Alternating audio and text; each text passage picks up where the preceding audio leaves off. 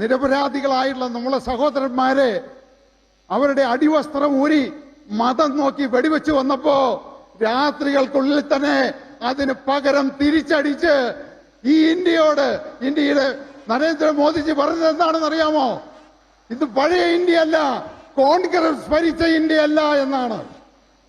America tariff കൊണ്ട് ഇന്ത്യയെ ശ്വാസം മുട്ടിച്ചപ്പോ അതിന് പകരം ചോദിക്കാതെ നിശബ്ദമായിട്ട് നിന്ന് 18 വർഷക്കാലമായിട്ട് പൊടി പിടിച്ചു കിടന്ന യൂറോപ്യൻ യൂണിയന്റെ എഗ്രിമെന്റിൽ കരാറിൽ ഒപ്പുവെച്ച് അമേരിക്കയെ ഇന്ത്യയുടെ മുന്നിൽ മുട്ടുകുത്തിച്ച നരേന്ദ്രമോദിജി പറഞ്ഞത് എന്താണെന്ന് അറിയാമോ?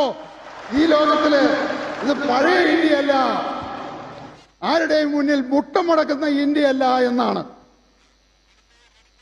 ഈ കഴിഞ്ഞ 2 ആഴ്ചക്കാലം മുമ്പ് നമുക്കറിയാം, കേരളത്തിലെ ഏറ്റവും കൂടുതൽ ക്രിസ്ത്യാനികള് നേരിടുന്ന ഒരു പ്രശ്നമാണ് സഭാതർക്കം. അതുമായിട്ട് ബന്ധപ്പെട്ട് നരേന്ദ്രമോദിജിയെ കാണാനായിട്ട് ഇടയുണ്ടായി.